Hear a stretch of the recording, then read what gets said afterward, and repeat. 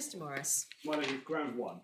Yes. So under this ground, essentially the appellant says that the judge was wrong to direct herself, that there had to be exceptional circumstances before she could exercise her power under Section 91. So in other words, what is said here is that the judge has erred in principle. And I say two things in response. First is that the exceptional circumstances direction was well founded in the authorities, but even if it was not, it makes no difference to the outcome, because the judge alternatively and almost indisputably correctly, it seems to me, directed herself that there would nonetheless have to be some level of unfairness to the mortgagor before she stepped in and exercised her power. And the unfairness which she sought was exactly that which was pleaded in the claim form, which we haven't looked at yet, and this will be relevant as well under ground two, but if we could just turn it up briefly, it's in the core bundle, and it's at page 76.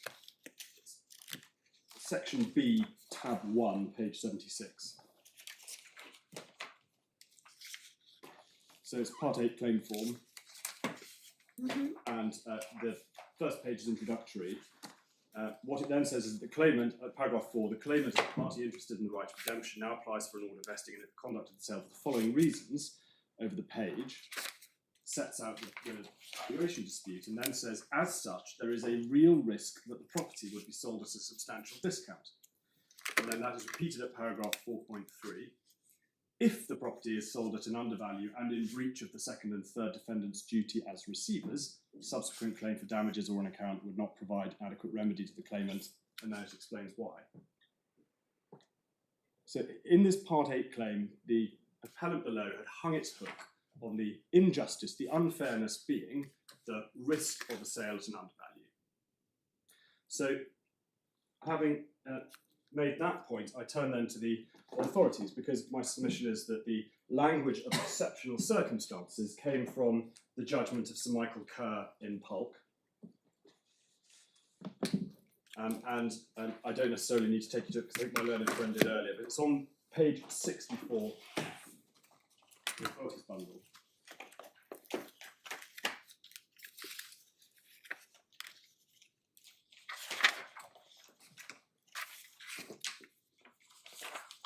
What Sir Michael Kerr said there, I said I wouldn't take you to it, I think I am now going to take you to it. I accept, of course, that it must be only in exceptional circumstances that the power will be exercised against the mortgagee's wishes when a substantial part of the mortgage debt will nevertheless remain outstanding. Now, I pause there, of course, to note that the exceptional circumstances framing there was in the context of it being not disputed that there would be balance outstanding if the power was exercised. So that's not, I accept, quite the facts of this case, but the rest of the paragraph from Sir Michael Kerr's judgment nonetheless illuminates the high hurdle that must be cleared before there is an interference. Particularly at the end of the paragraph, says the reason is that when the financial prospects are fairly evenly balanced, let alone when the balance of the argument favours the mortgagee, his wishes should be given preference. An order for sale would deprive him of contractual rights without any fault on his part and would confer a benefit on the mortgagor to which he is not contractually entitled. And what I invite the court to take from that is the stressing of the primacy of the rights of the mortgagee and the high hurdle, therefore, for intervention. That was reinforced by the Court of Appeal a few years later in the Cheltenham and Gloucester case, again, through which my learned friend took you earlier. As he said, the ratio of the decision in that case was actually about the court's jurisdiction to suspend a possession order obtained by a mortgagee to allow the mortgagor to make its Section 91 application. So the ratio of the case is that the court doesn't have jurisdiction under Section 36 of the Administration of Justice Act of 1970 to stay or suspend or adjourn a possession order unless it can be sure that the balance of the arrears will be paid off. And the Court of Appeal went further and said that it would not be a proper exercise of the inherent jurisdiction of the court to do that either. And a curiosity which arises is that in Pulk, of course, the court had stayed the mortgagee's possession order pending the application under Section 91 and then the appeals from the decisions of the judges below. And in Cheltenham and Gloucester, which is behind tab 7, Lord Justice Phillips was troubled by this. On page 96,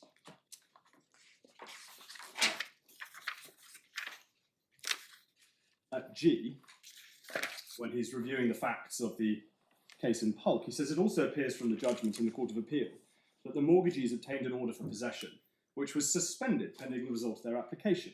It is not clear which court made the order for possession or which court suspended that order.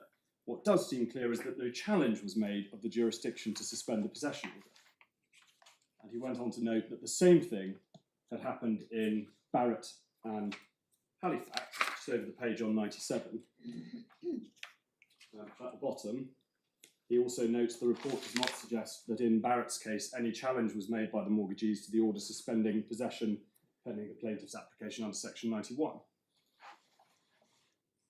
So the curiosity I observed is that it appears to follow on the authority of Cheltenham and Gloucester that if a mortgagee has a possession order, then it cannot be suspended to allow a section 91 application to be pursued where there is negative equity in the property.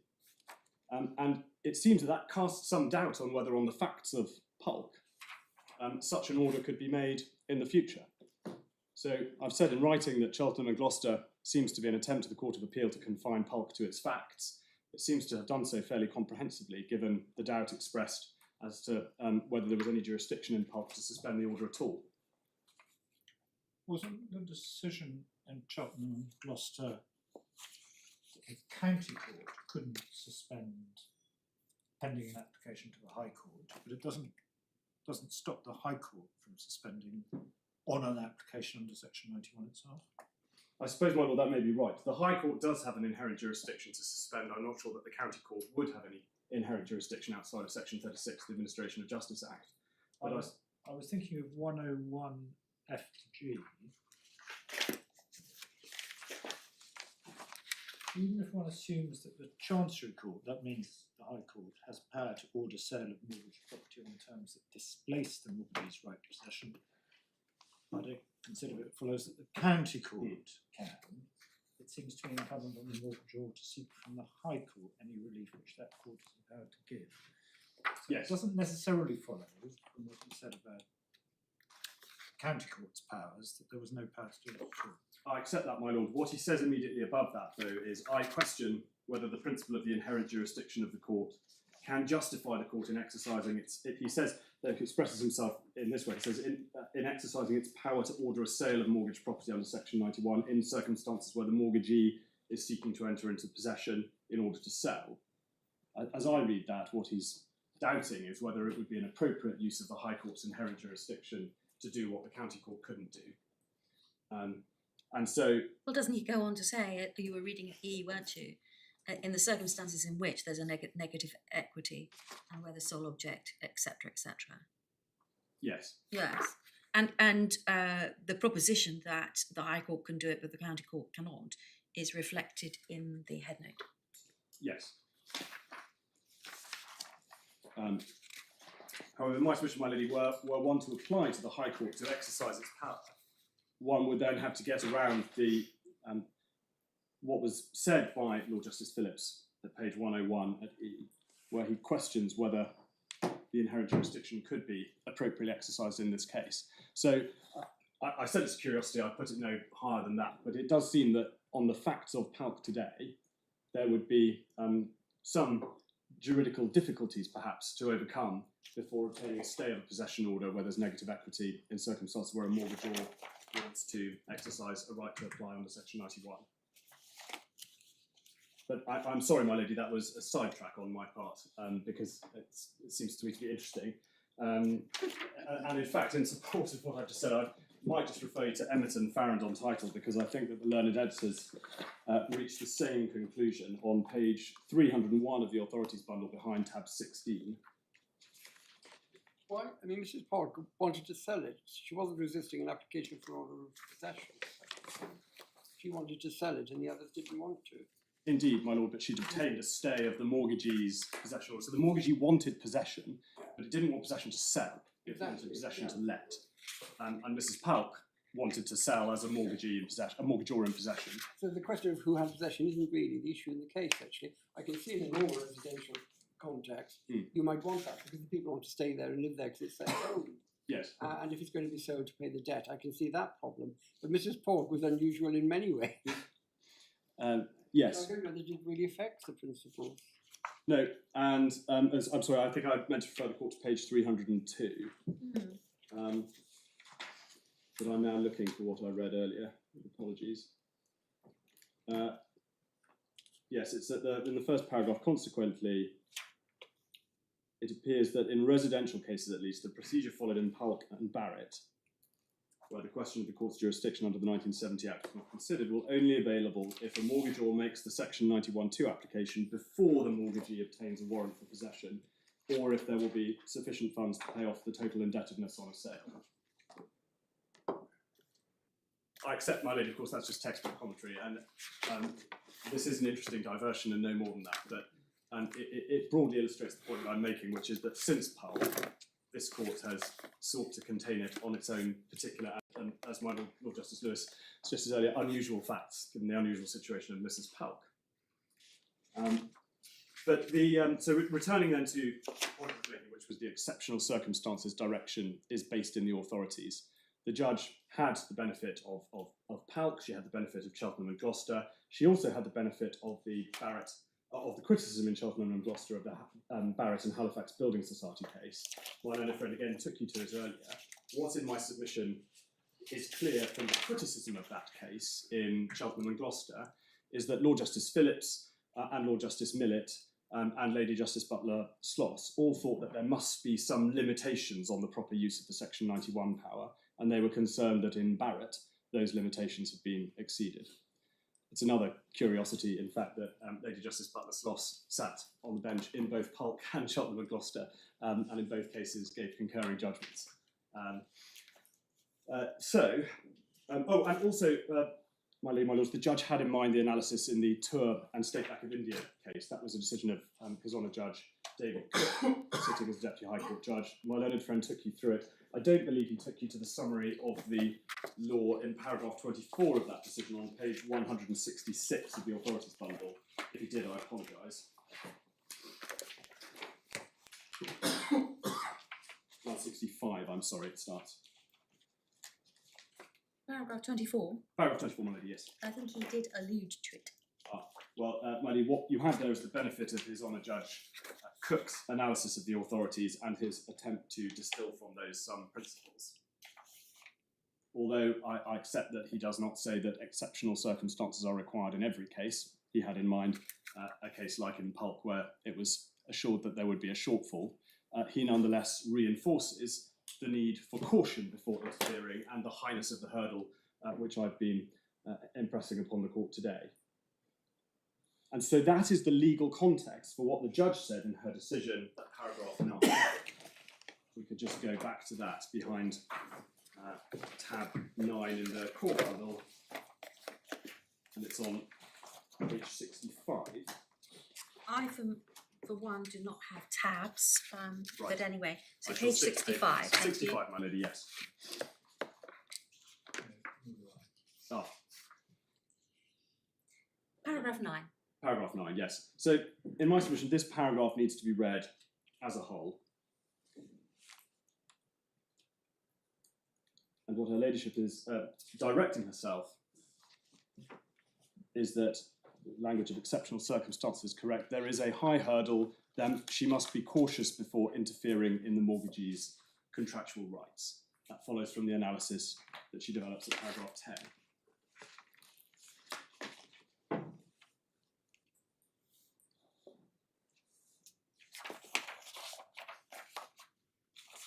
And in my submission, all of that is on all fours with the authorities, and to quibble over the use of the phrase exceptional circumstances and to suggest that that is at odds with what was decided in Polk is, in my submission, to focus too narrowly on two particular words used by the judge rather than to look at her analysis of the authorities in its context. But as What she's saying is that there's got to be something that takes it out of the ordinary run of cases. It's not some sort of artificial test, what is exceptional. You simply say, well, normally mortgagees can sell the property if there's a default, and there needs to be something to justify not doing that. My lord, that is so. Yes. My lord, I know you're fond of avoiding labels as much as possible. That, it might be thought, is the substance of what is actually meant by talking about exceptional circumstances. And in my submission, the judge correctly went on to say, what I've got to find is some unfairness. She uses the phrase more than trivial unfairness. But the unfairness, as I've said, that she was looking for was this risk of an undervalue, risk of a sale at an undervalue. And the language of unfairness, again, is clearly consistent with the authorities. It can be clearly extracted from the Vice-Chancellor's judgment in Pulk at page 61, A to B, which comes as close, perhaps, as behind, sorry, there are no tabs. Back on page 61, if there is a test to be extracted from the Vice-Chancellor's judgment, that is as close perhaps as it comes.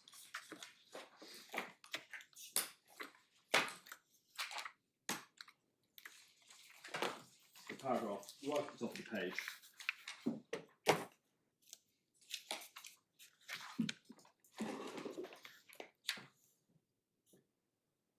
It's a wide discretion, it is unfettered, it can be exercised at any time. Self-evidently, in exercising that power, the court will have due regard to the interests of all concerned.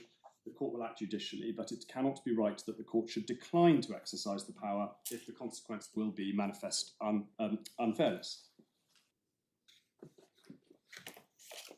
So the judge, again quite correctly, went on to ask herself, in the balancing exercise which she undertook, can I find such manifest unfairness on this case? And that involved the striking of a balance between the interests of the parties.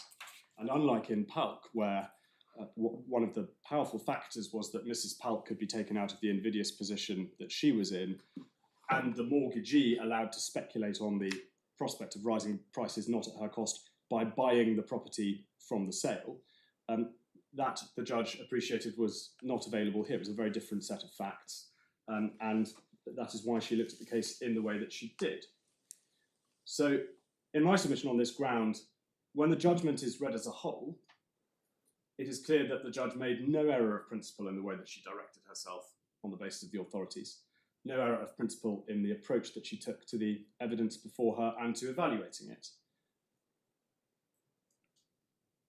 She correctly, in my submission, directed herself that if she were going to intervene, she would first of all have to be satisfied on the balance of probabilities that there was this risk of the sale at an undervalue, because only that would amount to sufficient unfairness to justify an order under Section 91.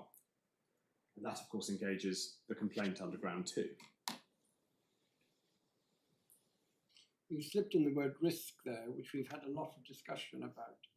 What she actually says is that the property is likely to be sold to an undervalue.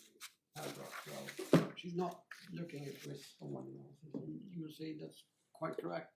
But what she's looking at is, will there be unfairness because it's likely that it'll be sold at an undervalue, which is a slightly different. Yes, my lord, I accept that. What your friend has been talking about. Yes, I suppose likelihood possibly is a higher threshold to pass than risk. A risk could be demonstrated perhaps on lower facts.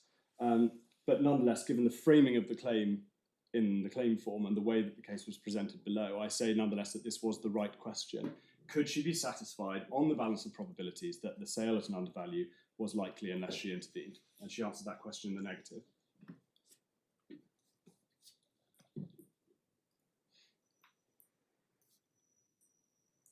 So on to ground 2. Now, as originally framed in the grounds of appeal, which are on relevantly on page 5 of the core bundle,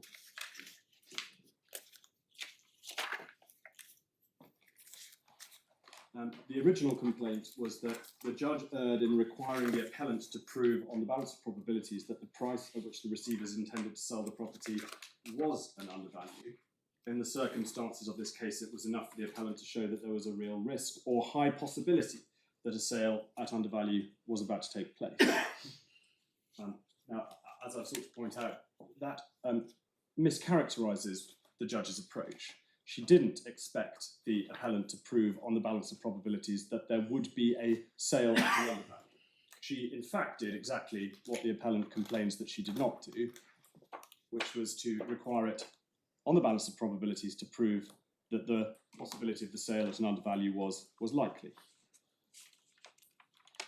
But the argument has been developed since, because in the skeleton argument and in submissions today, what the appellant is saying is that the judge was wrong not to find that it was likely that the sale would be at an undervalue.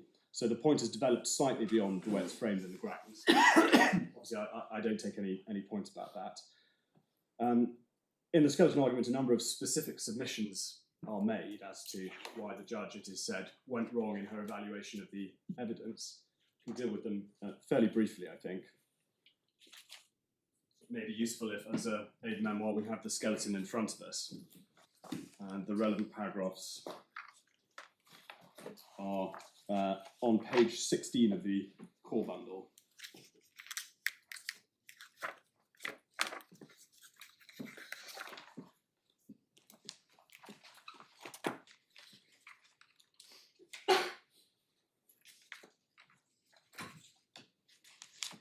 So what is said at 69 and 70 are criticisms of the weight essentially attributed by the judge to particular pieces of evidence.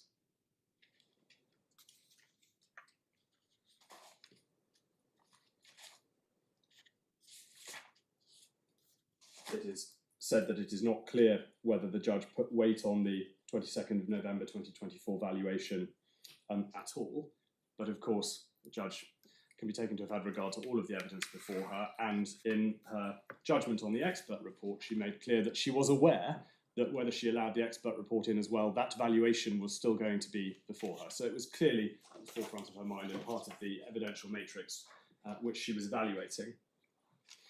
At paragraph 71, a specific complaint is made. It said that had the judge considered the expert report, she would have taken into account essentially the criticisms about the receiver's marketing strategy. Obviously that submission stands or falls in large part on whether the expert report ground succeeds. But I would just submit in any event that if this report had been admitted, it would essentially have given rise to a dispute about whether the receiver's marketing strategy was appropriate, for an appropriate one for them to adopt. And as my Lord Justice News anticipated earlier, she was not really in any position to resolve that dispute, it being a Part 8 claim, and she not hearing any live evidence. And she would have been entitled, in any event, to have preferred the respondents' evidence on this point about their strategy. My learned friend showed you the two valuations, and having criticised him for island hopping earlier, I'm just going to draw to the court's attention, if I may, the two marketing strategy pieces of advice that the receivers relied upon. So that's in the supplemental bundle. We weren't showing those this morning.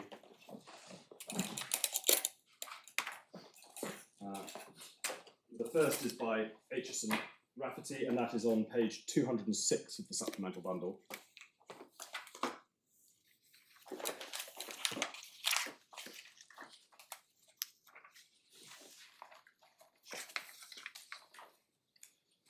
And the relevant paragraphs are over on page 207.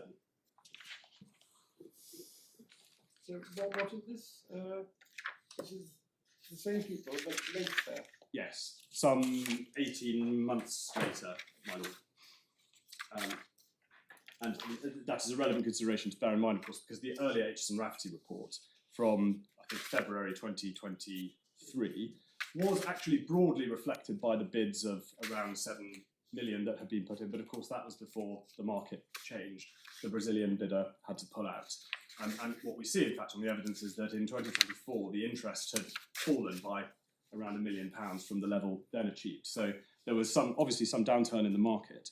But nonetheless, the bit I want to draw attention to is in the middle of the page, where they say, where Mr. Bunting, the regional director, says, in terms of pricing, we anticipate a yield in the region of 7%, assuming the property was rented. We anticipate this improving slightly with the under-rented nature of the property, but also maybe offset slightly with the question mark over the tenant and schedule of condition. Subject to more information on the cladding, the two factors may potentially set off each other. A yield of 7% would equate to net value after costs of just under 5 million. So, pausing there, Aitchison Rafferty here are being asked to give marketing advice, but it is significant to note that they also valued the property at around the 5 million mark. And then the relevant paragraph is under the heading Disposal Strategy. And what they say is, now should be a good time to start marketing for the reasons mentioned above. It may be worth slightly underpitching the price at, say, 4.8 million, yield of 7.35%, in order to generate good levels of interest and then take the property to best bids. That was the advice that was given, and that was the advice that the receivers followed. The second piece of marketing advice was from Telsar, and that starts on page 209.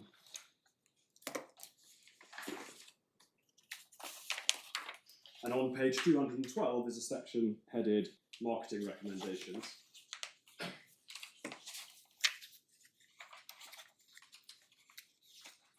And the advice is to achieve the maximum value, the fact that break notice has not been served within the required time frame, we recommend setting the price slightly below market expectations at, say, offers in excess of 4.75 million, yield of 7.13% after taking into consideration purchase costs of 6.58%.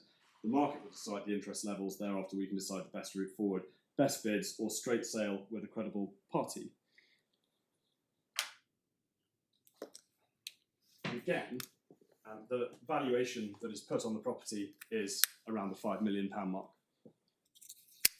So the advice which the receivers obtain in seeking to discharge their duties as professional office holders is put the market on at around 4.75 to drive the price up. Lo and behold, they put the property on the market for 4.75 million, or offers above 4.75 million. They go to best bids, and the highest offer that they get is £5.025 million. So the strategy does, in fact, do what it was intended to do. So I draw attention to that to reinforce the point that whatever the criticism of the marketing strategy given by Mr. Ferris, the valuer, the judge would have been in no position to choose between them and would have fully been entitled, in my submission, to prefer the evidence of the receivers that they had obtained this advice and that they were following it. The next complaint, going back to the skeleton argument, is that the judge, and this is paragraph 72, said the judge gave no consideration to the gap between the receiver's sale price and the appellant's contended marketing value. This, I think, was the submission that my learned friend really reinforced earlier, which was that because the gap was so wide, the prejudice, if in fact there were a sale at an undervalue, would be particularly high. But again, the judge in my submission was fully entitled to prefer the respondent's evidence on valuation. It was supported by the marketing advice we've just seen, and also 2 Red Book valuations. Given that there was no cross-examination, and given that the burden rested upon the appellant to satisfy her that she should exercise her jurisdiction, it is difficult to see how she can be said to have gone wrong here. Particularly given that, as the judge appreciated, the appellant's efforts to market the property in the earlier years had not in fact yielded fruit. But in fact, by the time of the trial, what the judge did have was evidence that the receiver's 4-month marketing exercise, carried out by reputable agents and based on advice and Red Book valuations, had yielded a best offer of 5.025 million, which was precisely in line with the valuations that the receivers had obtained, and a friend showed you earlier. So, in those circumstances of my submission, there is no flaw. What's the drum roll? There's no flaw in the judge's evaluation of the evidence in that respect. And the final criticism at paragraph 73, which is said to be the most important criticism, is that the judge gave no consideration to the fact that the appellant would be left with no or no practical remedy if the sale by the receivers was allowed to proceed. But in fact, if we look at the judgment and paragraph 13, it appears that the judge did take that into account.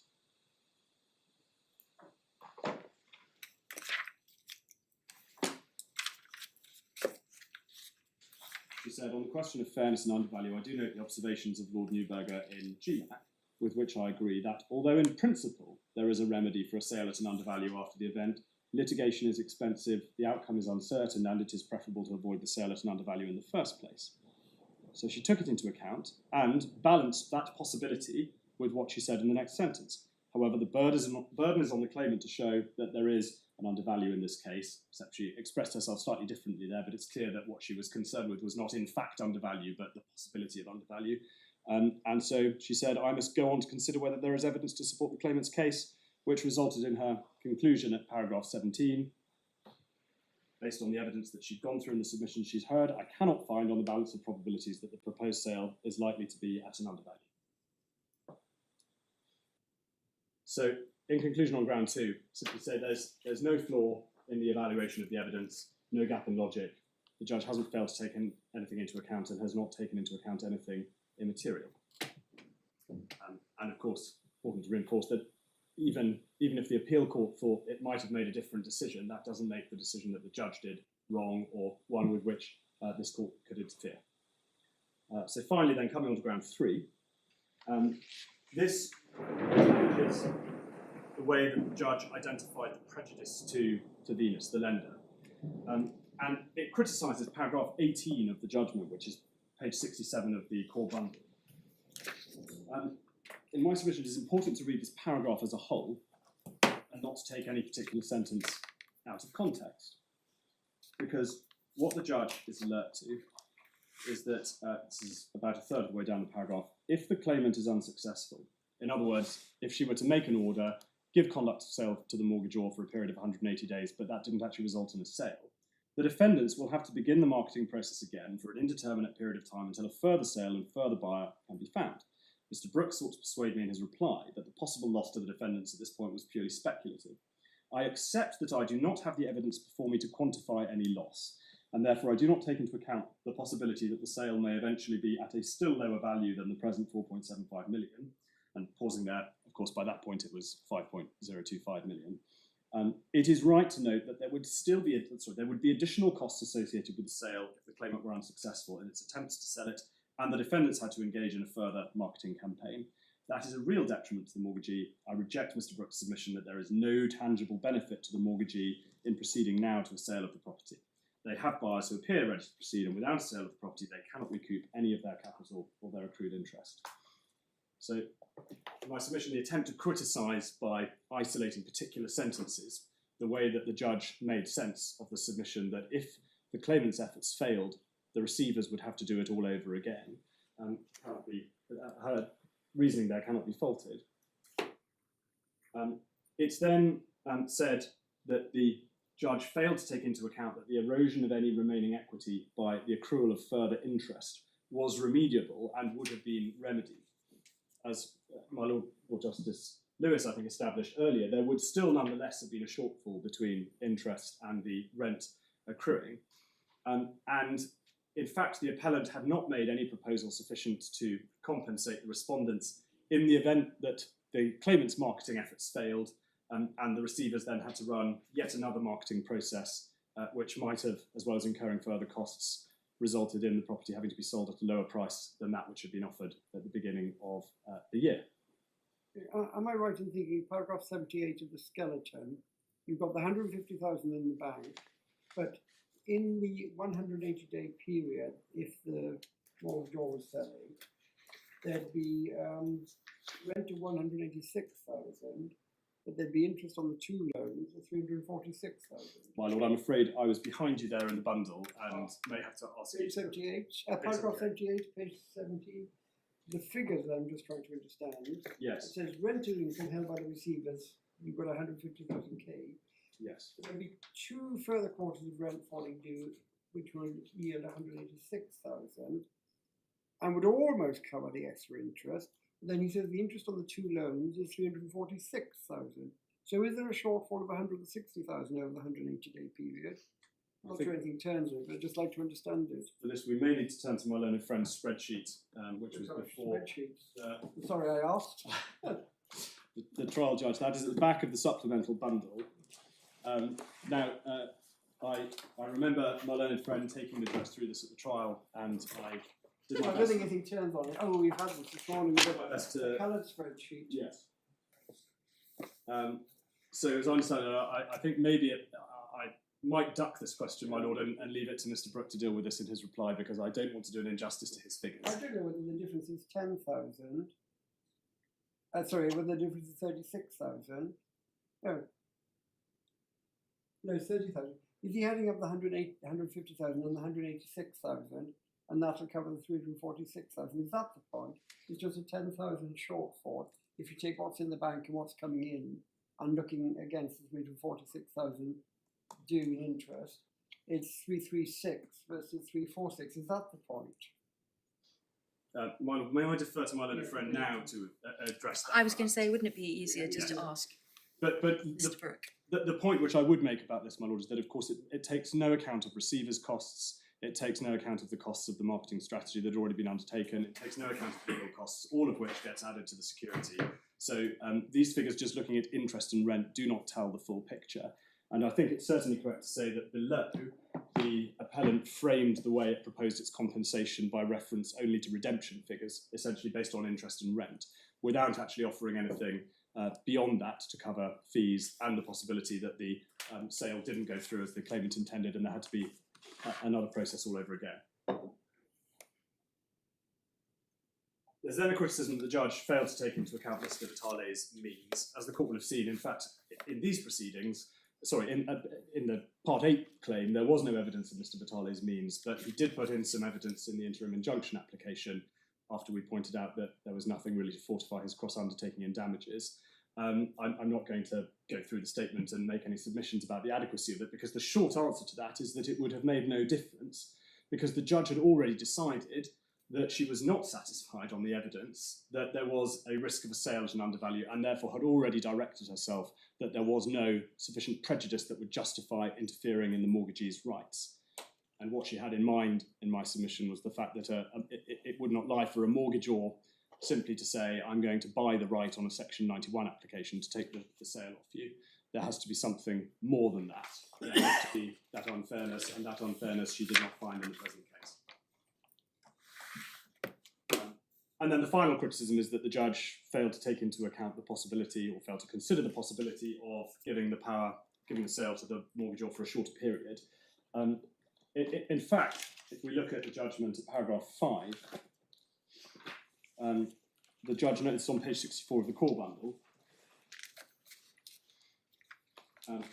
the judge explained what the order sought was, which was 180 days, but she noted that Mr. Brooke indicated in his oral submissions that the claimant might be willing to accept a shorter period. Now, the wording there is important because, again, we don't have a transcript of the hearing, but as far as I recollect, no precise shorter period was proposed. So in essence, this was the claimant saying that it was prepared to accept a shorter period from the court, but I don't recall that one was actually proposed. But again, in any event, that would have made no difference to the outcome, because the judge had already decided in principle that she would not be exercising the Section 91 power because there was insufficient evidence of detriment or unfairness to do so. That's all I have to say about the main judgment. May I just deal briefly with the expert report application? There is, of course, plenty of authority from this court on the approach to take to appeals against case management decisions, and they're referred to in my skeleton arguments, and I'm not going to take the court to any of those. What I would like to do, though, is just to look at the case to which the judge was referred on the approach to take to applications to admit expert evidence. That is the British Airways plc and Spencer case, a decision in 2015 of Mr. Justice Warren. It's in the authorities bundle behind tab 13. And for those who lack tabs, it starts at page 216.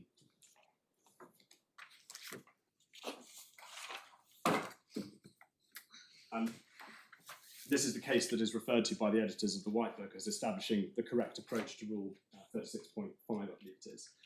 So this was an appeal to the Chancery Division from the case management decision of Deputy Master Cousins that expert evidence was unnecessary in the context of a pensions dispute. British Airways, the employer, appealed to Mr. Justice Warren, and there were a number of things dealt with in the appeal, but for our purposes, the relevant part is on page 229 and 230.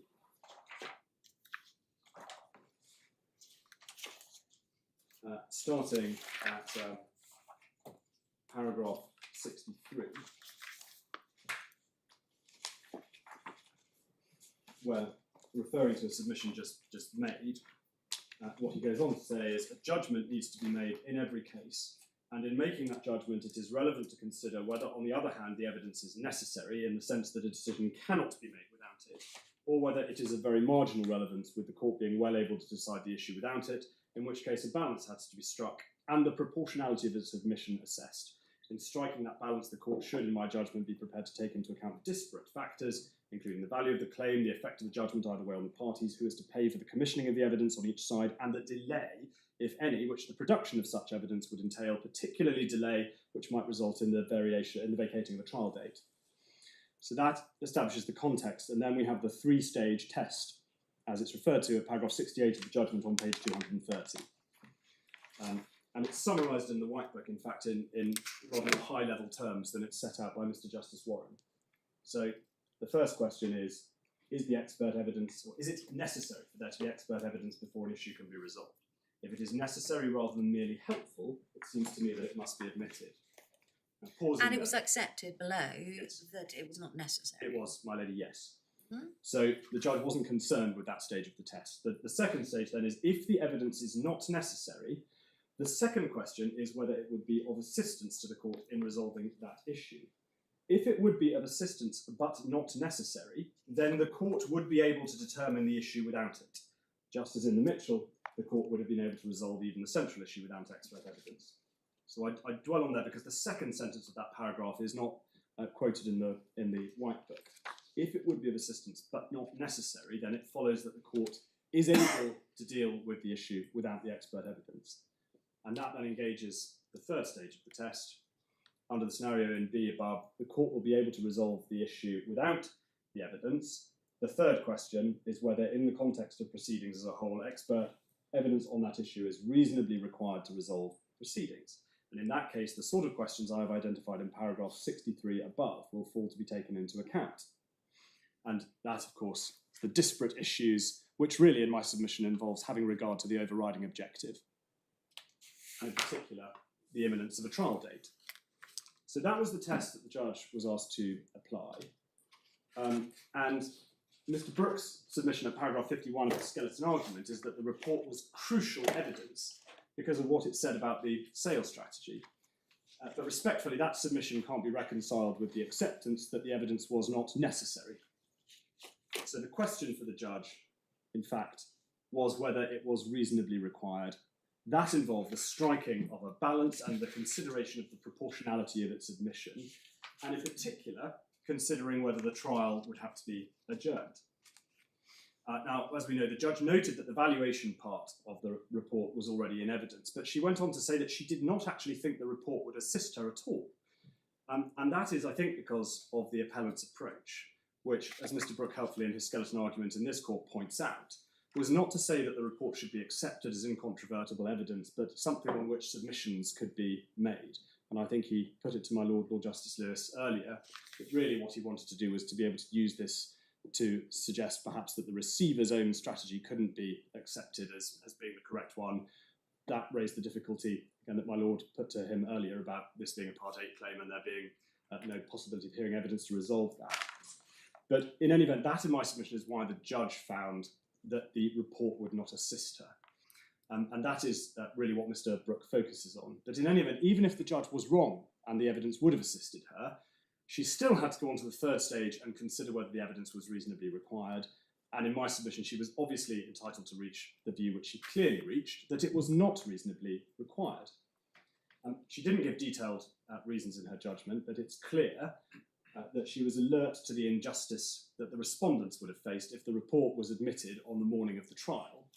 That was unsurprising because the report was first provided as an annex to a witness statement on the 10th of January 2025. But the requirement to obtain the court's permission to adduce expert evidence cannot be circumvented by simply putting an expert report as an annex to a witness statement. And there's commentary to that effect in the White Book. So the respondent solicitor quite properly objected and said that the report could not be relied upon unless the court gave permission. His letter is in the supplemental bundle at page 26, but what he made clear is this can't be admitted unless the court gives permission. So it was incumbent upon the appellant at that point, that having been pointed out, to make an application for the court's permission to rely on that expert report. In fact, the appellant went entirely silent on this report until the 18th of February 2025, 3 clear days before the start of the trial window. Without any prior warning, this application was made and served. And in my submission, the respondents were perfectly entitled, given the silence after their letter, to assume, in fact, that the application, that no application to rely on this was going to be made, and that they didn't need to get their own expert evidence or anything like that on marketing strategy. And the judge in my submission was plainly right to think that it would be very unfair on the morning of the trial, with just 3 clear days' notice, to admit the report without the respondents having a proper opportunity to challenge it. What she said in her judgment was she was concerned that there'd be no opportunity for the expert to be cross-examined, but of course there's wider prejudice than that. The lack of the ability to put questions to the expert, the lack of ability on the part of the respondents to get their own expert report in response, and indeed to suggest that if this really was going to be made a factual dispute, to say that the Part 7 procedure should be adopted and that it should go off to a trial with proper factual findings being made. So the decision that the judge made in my submission was fully consistent with the overriding objective. There's no flaw in the reasoning, there's nothing left out of account, nothing irrelevant taken into account. It is a robust case management decision which should not be interfered with on appeal, and certainly not plainly wrong. Those are my submissions. Unless I can assist further, I'll... Thank you very much, Mr. Morris. Mr. Brooke?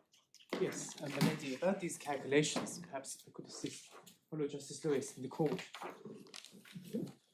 If we turn to it on the very last page of the supplemental bundle,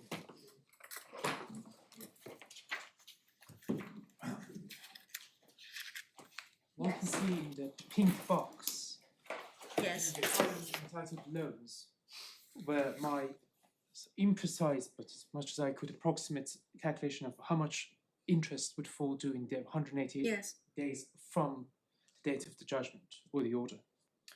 And that comes, even though it's not written there, it comes to a total of £340,000.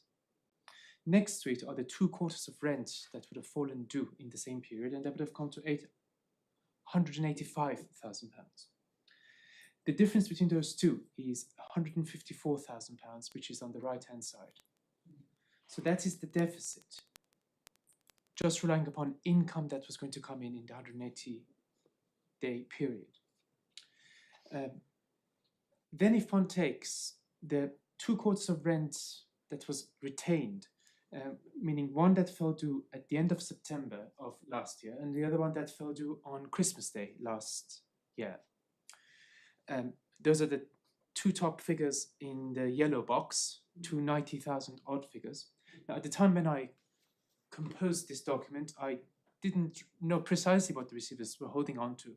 It later transpired that they were holding on to £150,000 because they paid £20,000 to Coutts and deducted 5% of So the... to cut it short, if you, for the 180-day period, if you add the £150,000 of rent in the bank, plus the £180,000 of interest for the 180-day period, there'll be a £10,000 shortfall. To my... If you don't sell it, and it's got to go back on the market again, when you're into day 181, you're going to have a large shortfall in the interest, which isn't going to be covered because you've used up the rent that's in the bank already.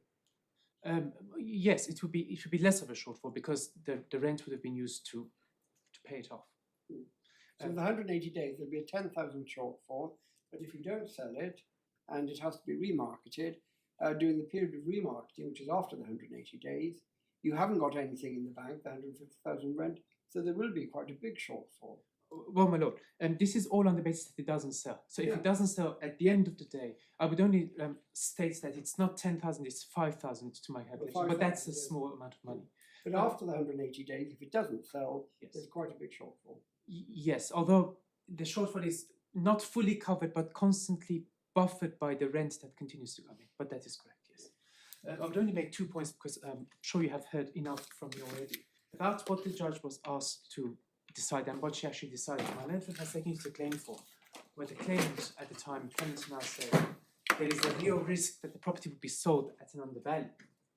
And the question that the judge poses to herself and answers, and my landlord can say she was entitled to ask that question and nothing more, but he cannot argue that she didn't ask the following question. That is on page 66 of the core bundle, paragraph 12.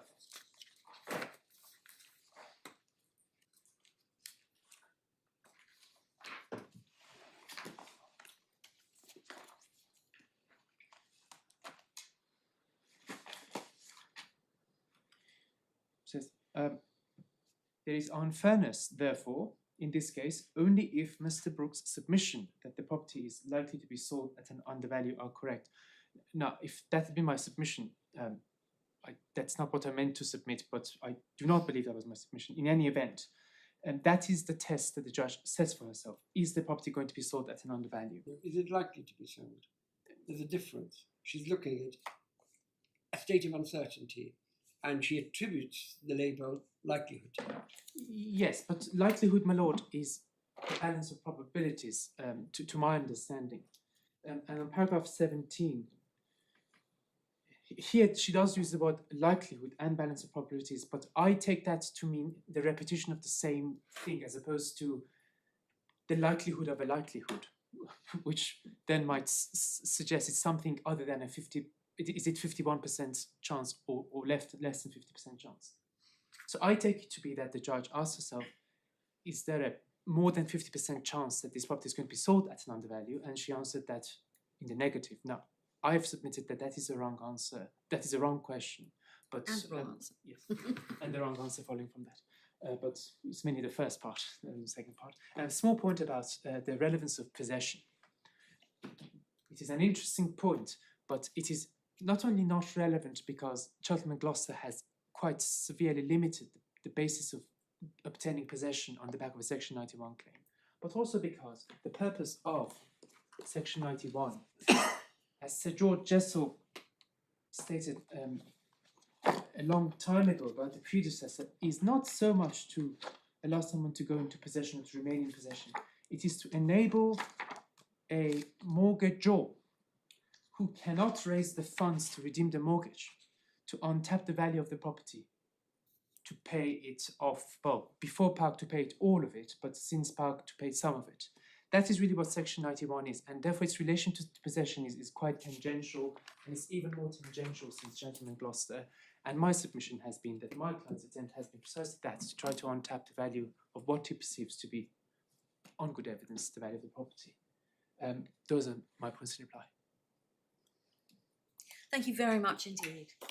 Thank you to both of you and to those behind you for very helpful submissions in this case. As you will no doubt be well aware, in this court we circulate our draft judgments, which we will on this occasion, for corrections only, not for re-argument.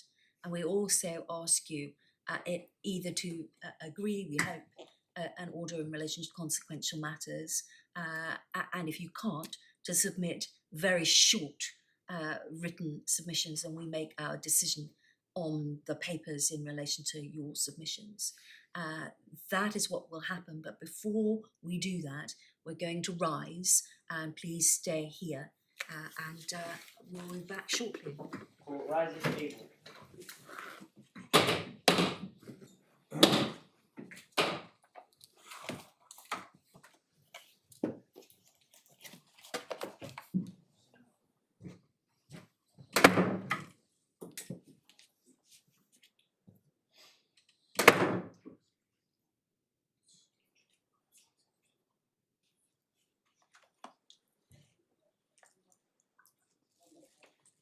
Remind everyone, you're still live.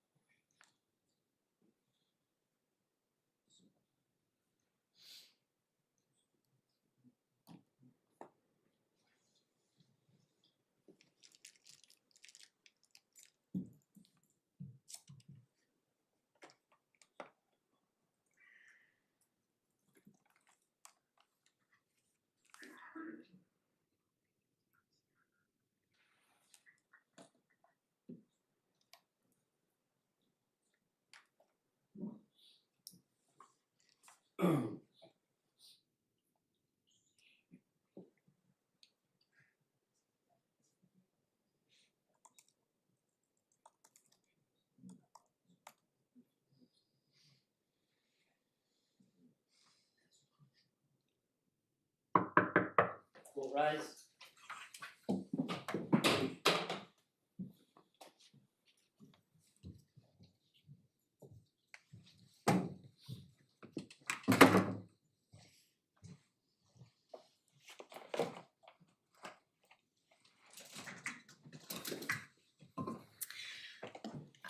We have concluded that despite the fact that this matter was very ably and well argued, that the appeal will be dismissed in this case, and therefore it was important, given the factual background, to tell you without further delay that that was the case, and therefore what you will receive in good time is our reasons for that conclusion.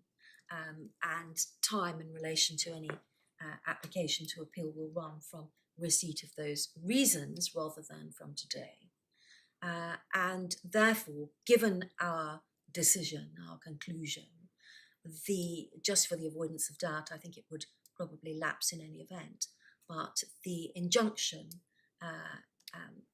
ceases to take effect from now also. I don't think there's anything else that you need to know, but we thought that that was appropriate to tell you without further delay. But I want to reiterate that I'm very grateful for the very able submissions which were made on both sides. Thank you. Court rise.